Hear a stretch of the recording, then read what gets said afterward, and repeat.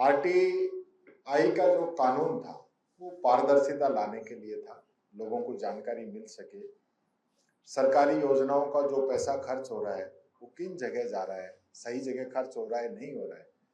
और अध्यक्ष जी और मैं दोनों पंचायत राज से आए हैं, बहुत अधिक पैसा पंचायतों में जाता है, लोगों को पता ही नहीं रहता कि ग्राम पंचायत में मेरा पैसा कहाँ पे आया है, कहाँ खर्च हुआ है।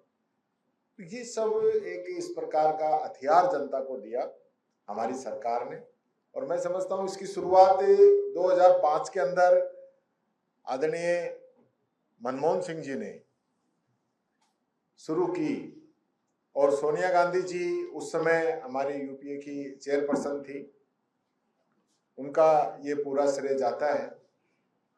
इसकी शुरुआत उससे पहले राजस्थान में हो गई थी। राजस्थान में सबसे पहले आरटीआई की जो डिमांड की थी भैरव सिंह जी ने की थी, और उस समय हमारी सरकार ने 2002 में आने के बाद में इसकी एक नींव रखी। और जब हमारी सरकार केंद्र के अंदर आई तब एक बहुत मजबूत सशक्त कानून इस देश के हर नागरिक को देने का काम हमारी कांग्रेस सरकार ने किया। और मैं समझता हूं, इसका छोटा सा उदाहरण मैं देना चाहूंगा। अभी विधानसभा के अंदर कैमरे लगे, हमने जानकारी मांगी, इन लोगों ने जानकारी नहीं दी, लेकिन हमने आरटीआई लगाई, उसको भी इन लोगों ने रोकने का काम किया। लेकिन आरटीआई के माध्यम से वो जानकारी हमें मिली। बहुत ही जल्दी आप सब लोगों को बुला के वो जानकारी मैं साझा करूंगा। लेकिन वो जानकारी ऐसी है, अगर आरटीआई नहीं होती हमें वो जानकारी नहीं मिलती किस प्रकार के जो घोटाले ये लोग कर रहे हैं, और हमारे जो आरोप हैं उनके अंदर जो सच्चाई है वो बिना आरटीआई के उजागर नहीं हो पाती। तो ये एक हथियार, जब आप ये समझ सकते हो हम जैसे लोगों को मिला है, तो आम पब्लिक के लिए तो कितना मजबूत हथियार है।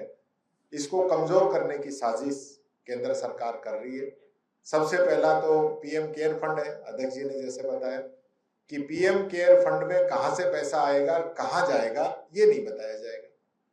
क्यों भाई, जनता का पैसा है, देश का पैसा है, पता लगना चाहिए। फिर आप अलग अलग पर्सनल डेटा का नाम लेकर आप अलग अलग रूप से इसको कमजोर करना चाहते हैं आरटीआई को, ताकि लोगों तक जानकारी नहीं जाए। तो आपकी मंशा क्या है?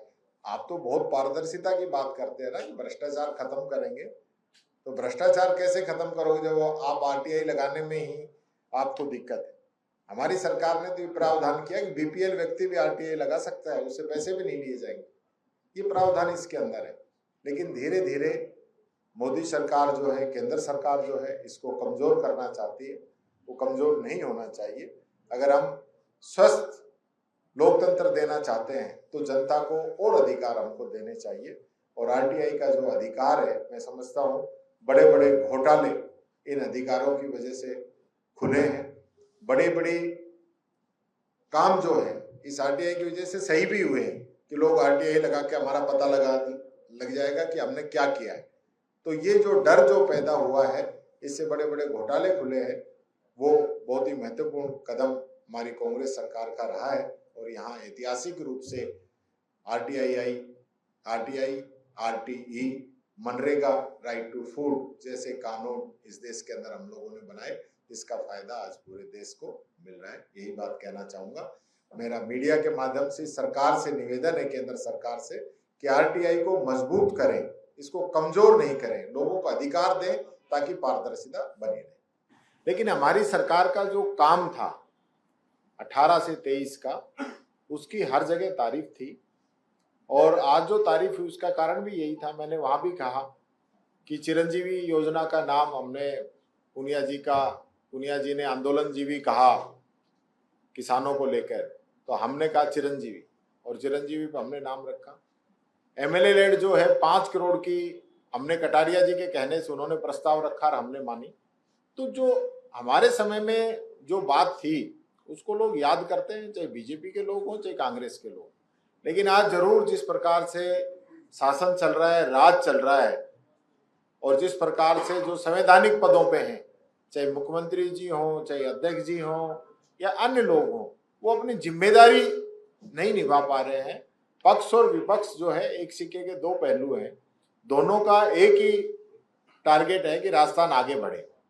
लेकिन ये लोग ऐसा सोचते हैं कि विपक्ष के लोग तो हमें टोके ही नहीं, अगर हमें टोक दिया तो देशद्रोही है, तो हमको इनके हाँ के जयकारे लगाने के लिए तो जाते नहीं।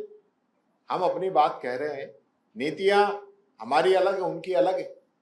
तो लेकिन पूनिया जी ने जो पुस्तक लिखी वो उनका विपक्ष का जो कार्य था, विपक्ष में उन्होंने क्या काम की उसको लेके लिखी थी। उन्होंने याद किया, मैं गया, लेकिन वहां आपने देखा होगा कि कैसा है इन्हीं के अंदर। पहले तो शुरू के अंदर मेरे को लग रहा था मैं अकेला ही विपक्ष में हूँ, जब मंच पे गए तो मेरे को लगा कि आधे मंच का मेरे को समर्थन है।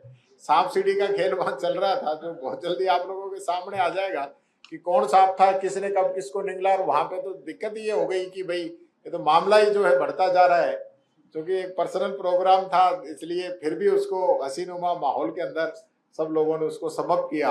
अगर वो वैसे कई प्रोग्राम होता तो आप लोगों को और कई न्यूज मिल जाती। सांप सीढ़ी आपने कहा, लेकिन राजेंद्र राठौड़ ने भी को भी सांप ने डसा और उनको खुद को भी डसा जब वो सत्ता के शीर्ष पे पहुंचने वाले थे। उन्होंने ये भी कहा कि पूनिया ने तो किताब लिखना शुरू कर दिया, मैं भी अगली किताब छापने वाला हूं। इसको कैसे? मदन राठौड़ जी ने भी कह दिया कि मेरे को भी सांप ने डसा। तो मैंने तो वहां भी कहा था कि भाई ये विधानसभा का पटल होता तो मैं पक्का पूछता कौन सांप है, किसने डसा है, पर चूंकि वो गरिमामयी प्रोग्राम था तो मैं उस सांप का नाम नहीं जानना चाह रहा था। लेकिन ये सांप सीढ़ी का खेल आप समझ रहे हो, बीजेपी में कौन किसको डस रहा है। वहां एक बात और आई कि हवाई नेता बनाए जा रहे हैं, जिनकी वजह से लोकतांत्रिक मूल्यों का ह्रास हो रहा है, खत्म हो रहे हैं। राजस्थान की ये परंपरा नहीं रही। यहाँ हमेशा जो है पक्ष विपक्ष, हमेशा जो ऐसे मुद्दे थे जिन पे सबको एकजुट होना चाहिए था, जब चिरंजीवी योजना लॉन्च हुई और पेंशन योजना लॉन्च हुई और 5 करोड़ रुपए एमएलए लेड के घोषणा हुई, उस समय पक्ष विपक्ष सब लोगों ने मिलकर तालियां बजाई थी। जब जिलों की घोषणा हुई तो मैंने देखा था विपक्ष के लोग भी हमारी सरकार को धन्यवाद दे रहे थे। तो ऐसा नहीं है, पक्ष विपक्ष अगर अच्छे काम होते हैं तो उसमें एकजुट नजर भी आते हैं। लेकिन यहाँ तो ये सरकार काम ही ऐसे कर रही है जो कि आप सब लोग जानते हैं क्या हालात इस सरकार की है।